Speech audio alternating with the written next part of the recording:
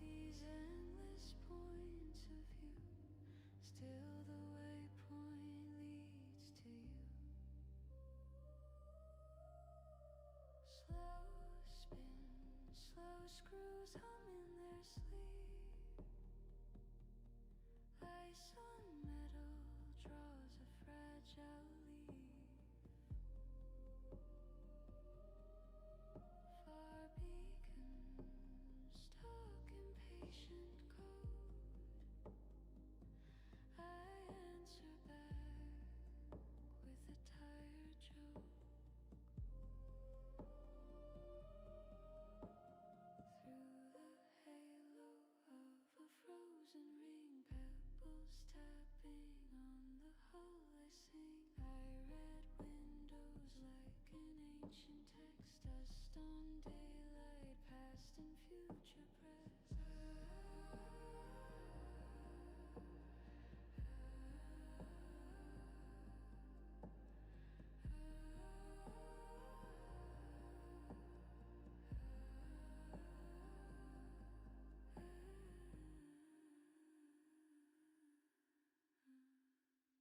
Maps on my monitor, maps in my mind. Lines that intersect where your eyes aligned. If I fall inward into some red giant glow, will your quiet voice still call me home? Strings rise and bloom, then fade like a thought I will say. I almost say.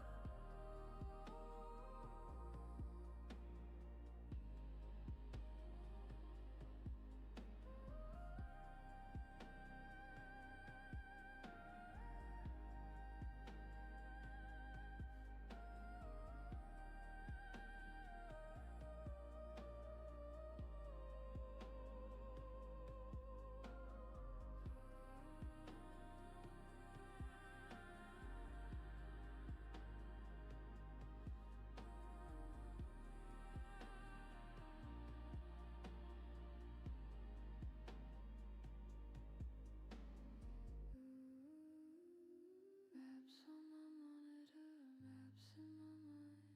Lines that intersect where your eyes aligned. If I fall inward into some red giant glow, will your quiet voice still call me home?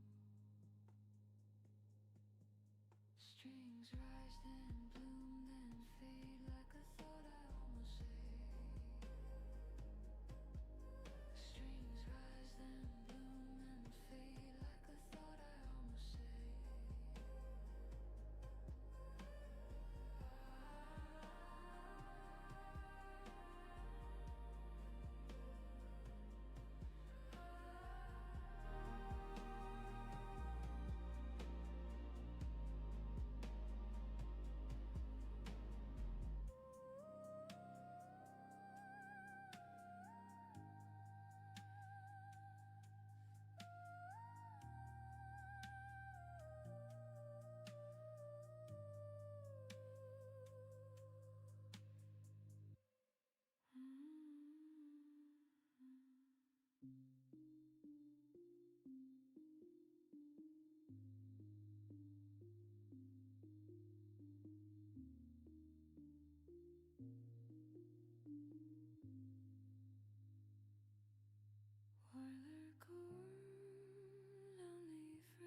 is every few bars. Wire a stereo, every life or one more mile. If this ship forgets the way back through, I'll leave a gentle trail of tiny stars to you.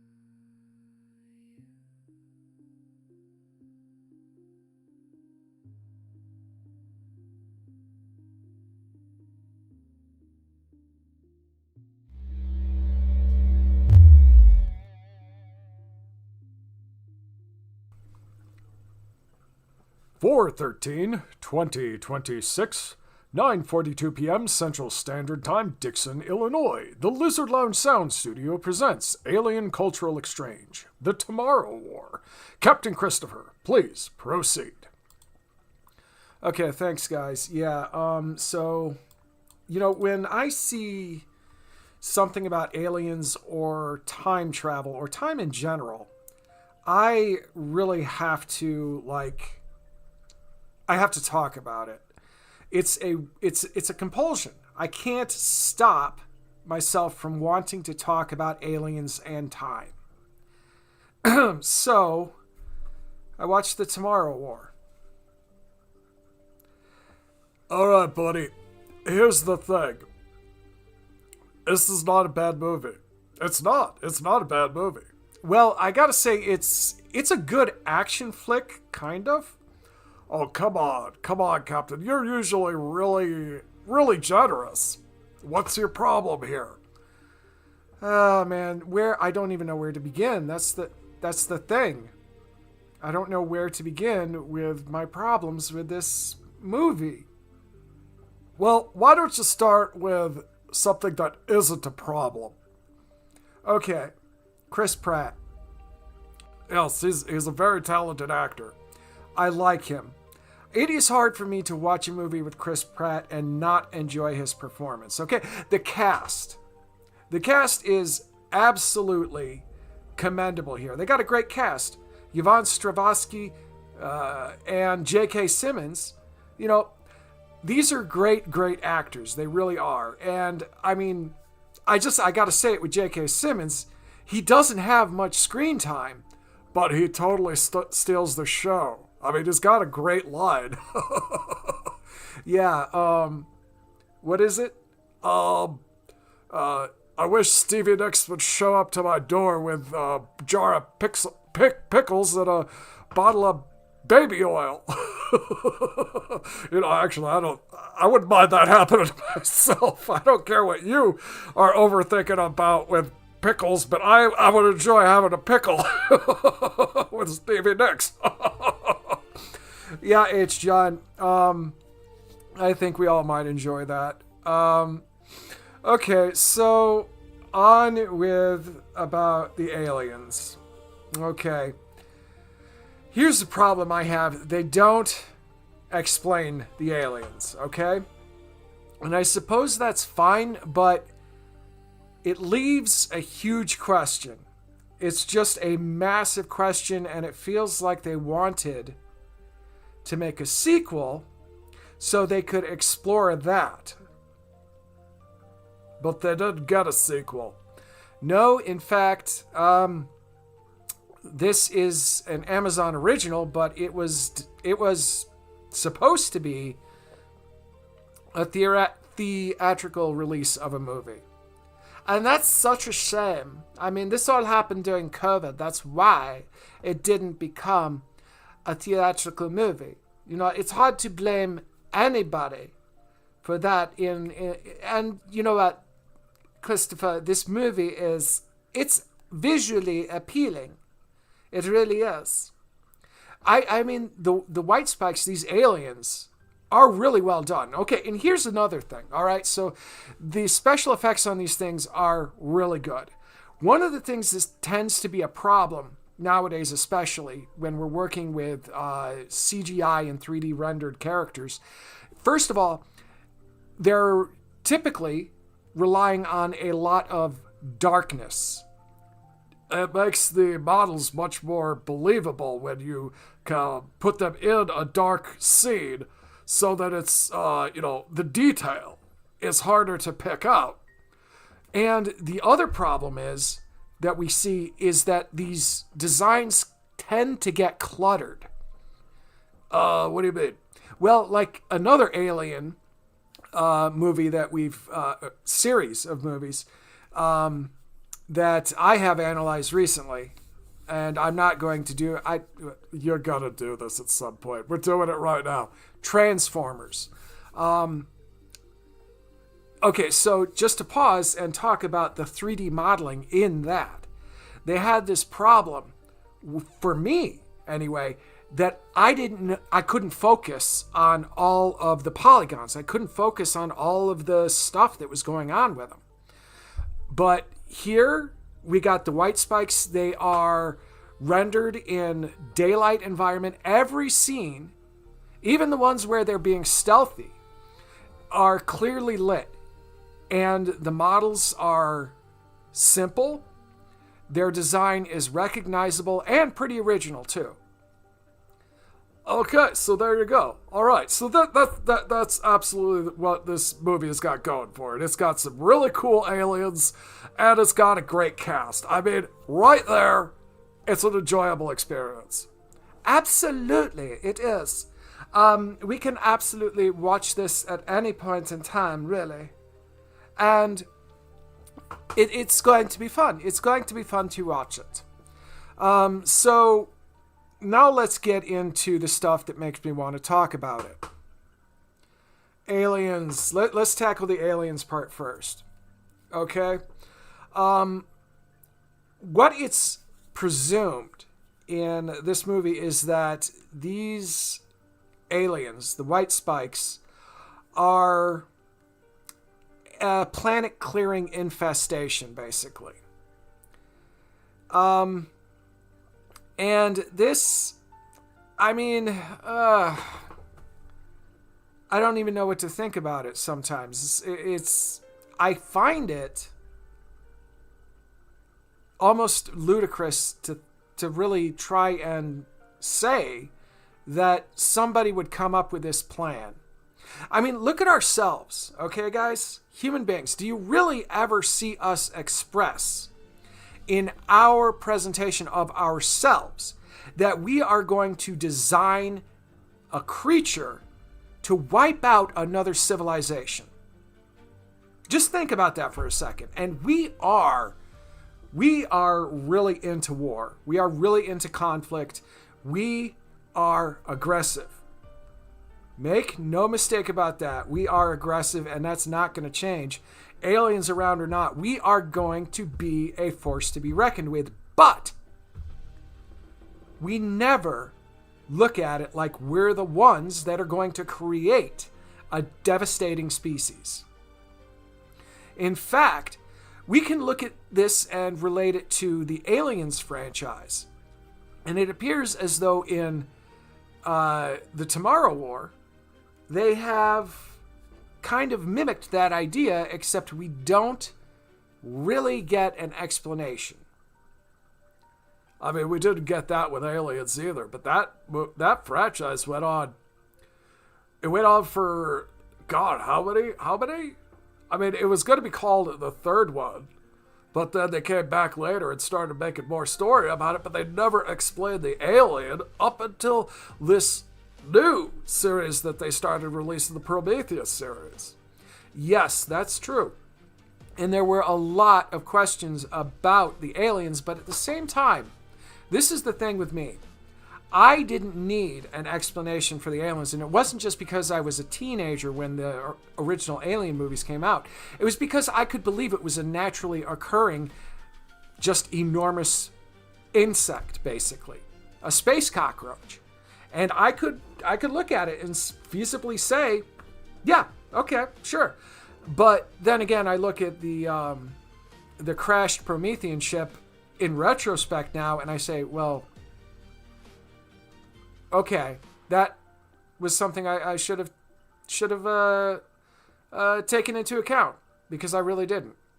In any case, the white spikes are in this problematic place for me. I don't see us meeting someone who's going to do this, okay? It seems like there would be just... I mean, think about invasive species and think about this movie. Yeah, sure, these things are going to eliminate, the humans here, but they're clearly carnivores. They are clearly eating people. So, I mean, once they've eliminated the most hostile threat, they're going to start in on the rest of the ecosystem. This is a planet-killing invasive species.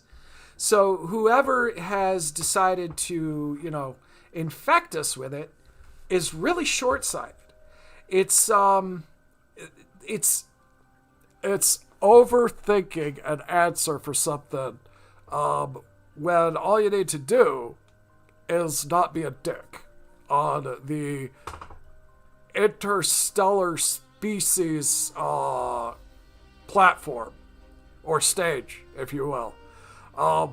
Don't be a dick because you're not going to have anybody to talk to, basically. It's going to get pretty lonely. Or the warmongering apes down on this planet are going to go up there and, kick your butt a little bit for this. Okay, Captain. What's your next problem? Time travel.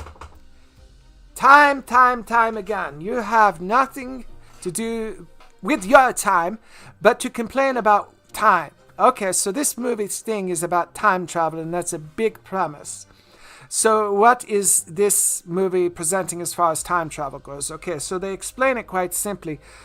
Time moves in one direction, and time is in both the future and the present, moving at the same pace. There is no time dilation. So if 20 hours pass in the present, 20 hours have passed in the future. This is a theory. It's plausible. Christopher, but I hate it. I do.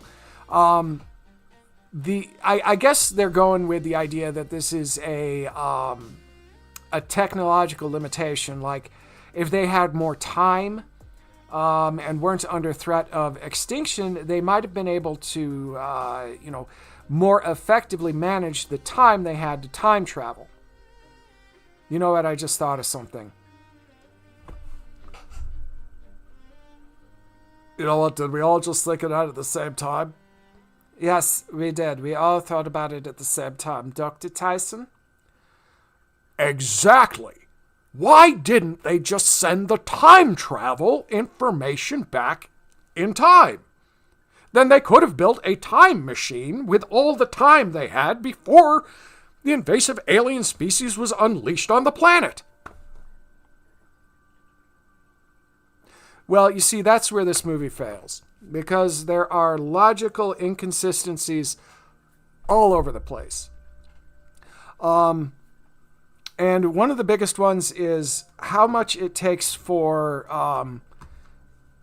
them to seem to realize that the, what is it called? The toxin that's supposed to kill these things is not supposed to be used in the future. It's supposed to be used in the past before they managed to wipe out human civilization.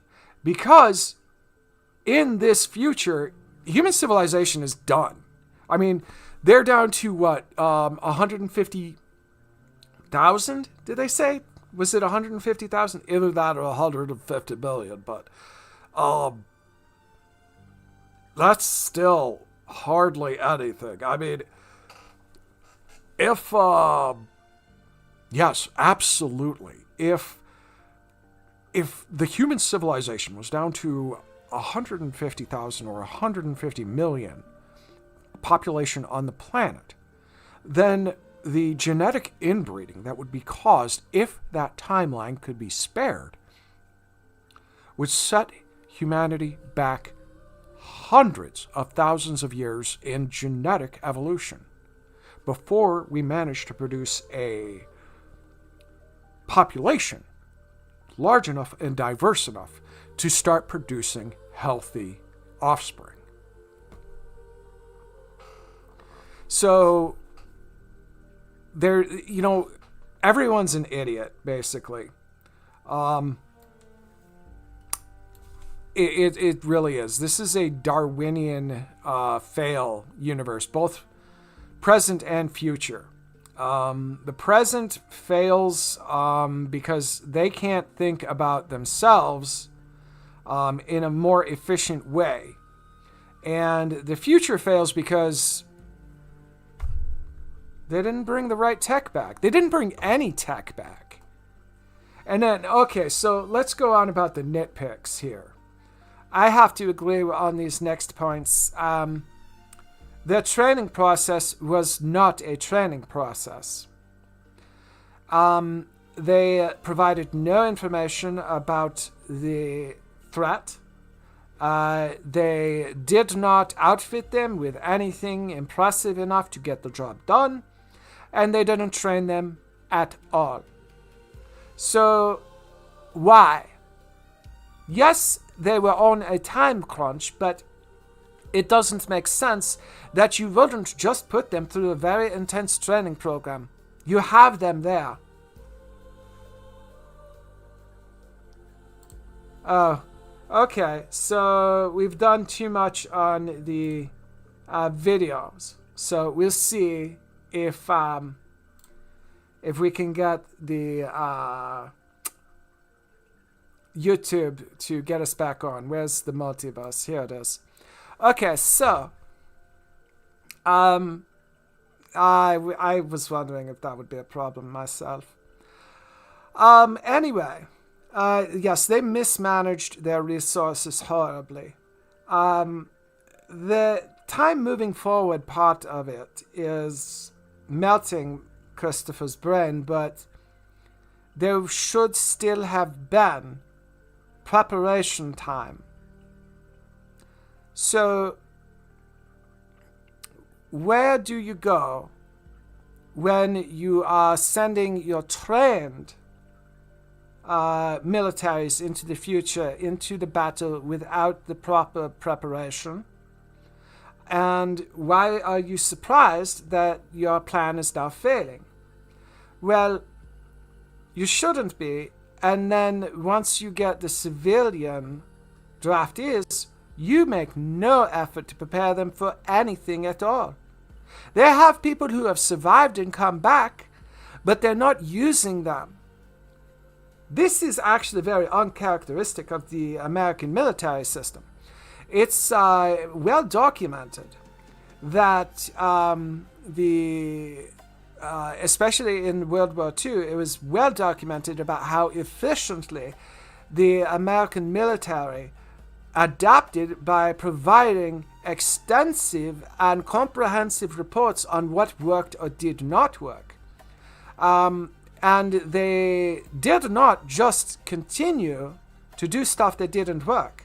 They sorted it out. And it seems like it was... It's absolutely... It's mind-melting when you think about it. Okay, so... Yes, absolutely. We are looking at Darwinian awards here. But what we're not going to do is we're not going to be too negative from here on out, which is a good idea.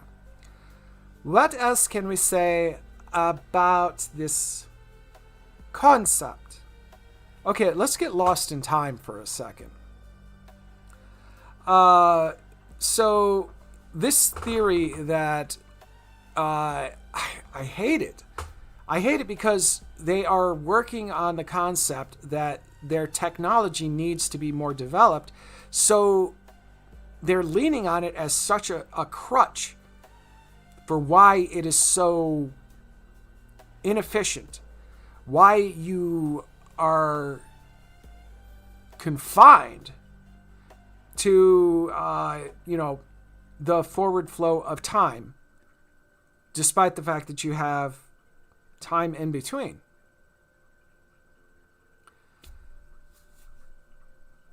It's hard. It's hard.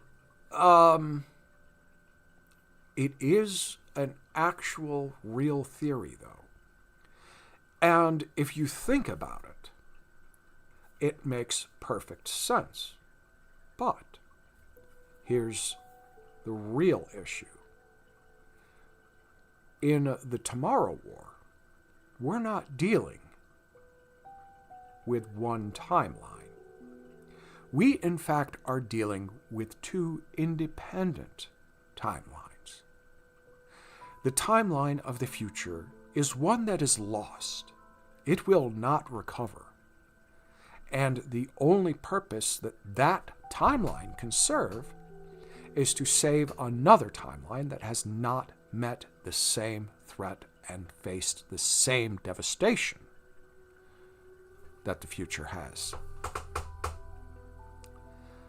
And that right there is, I think, the clarity that is missing.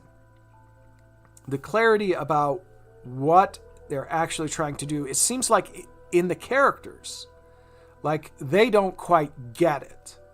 And only one or two people is probably processing enough brain power to actually understand that the toxin, the solution to their problems, is going to be effective in the past.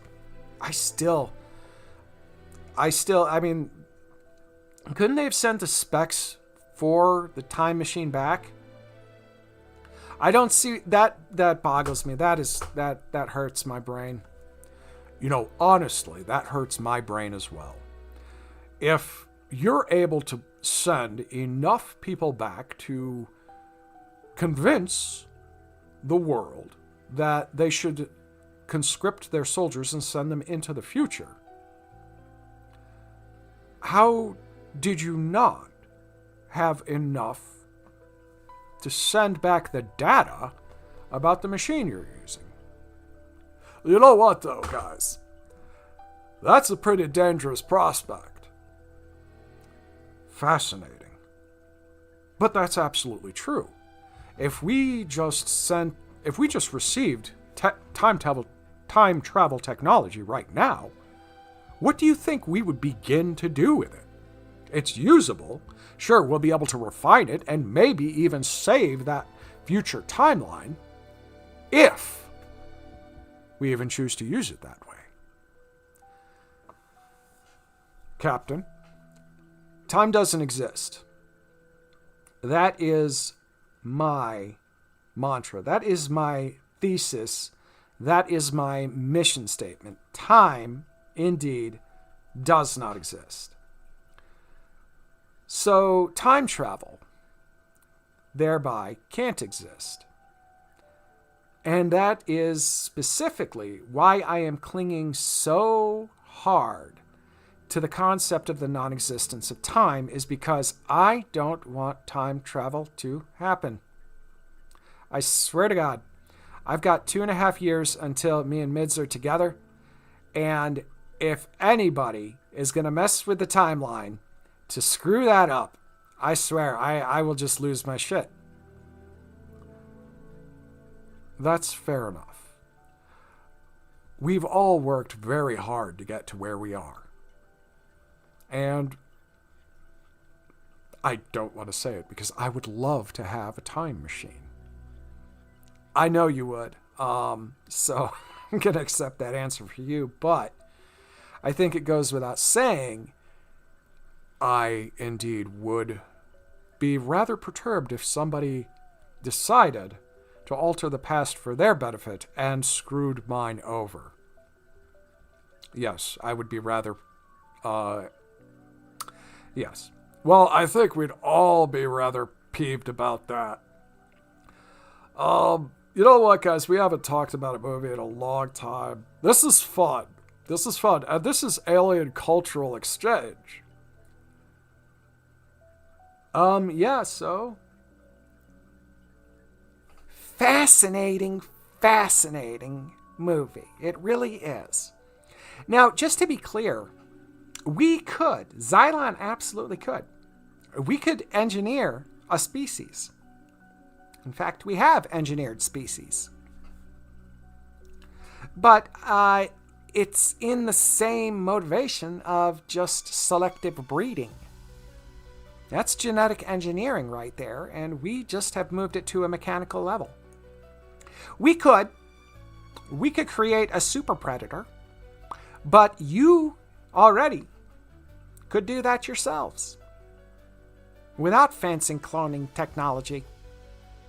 You could just breed the right pair of dogs until you've gotten something that is ravenous and ready to kill. So it's within everyone's grasp as a potential. But what does it really serve? Except to eliminate a planet and its entire biome, is every species to be devastated and taken over by something that is clearly out of control, no less. If a species can reproduce at the rate of their white spikes, look at what kind of infestation is left to be dealt with. Unless that invasive extinction species is somehow not prone to attacking whoever designed them, they're now the problem. So it's not the best idea. Don't breed monsters that are out of control. I would hope that anybody who's reached the point where they can travel to another star would have the common sense not to bring an invasive species along with them. Oh my God, I hate bugs. And we have one. Yeah, we did not design this thing either, and it gets everywhere. It gets in everything. Oh my God, I am so glad that I'd been stranded here outside of Earth all these years, because I haven't seen one of those things since we got stuck here. Now, I unfortunately might see them again, and I'm very sorry, Earth, if these things... By the way, they're harmless. They're harmless. They get everywhere. They're disgusting, but they're not. They're completely benign. They're just these little tiny insects. Honestly, yeah, if we're going to compare images, they kind of look like bed bugs, but they're not. They just breed. And there's a theory that isn't proven that they might actually somehow use quantum positioning or something like that to get through quarantines. Like I said, it's a theory, but it's not proven. And it is more of a wives' tale, if you will. But just be aware, guys, if that thing gets down on the planet, I am so sorry, and I just hope you have something that will eat it, because we don't hardly have anything that eats those things, and I don't ever want to see one again. Now, if I keep the quarantines on my spaceship up, I'm never going to see one again, because it doesn't matter if the rest of my people send spaceships over here, I just won't let them on board. And I'm fine with that. Both me and my brother are fine with not disembarking. At all. If it means, personally, for me, that I don't have to see that invasive by its population growth, and it's disgusting. I hate those little things. Okay. So let's land on it here. intelligent creatures develop quarantine and customs pretty readily. So I bet we can expect that nobody is going to drop a giant cockroach on us and just watch Earth get gobbled up.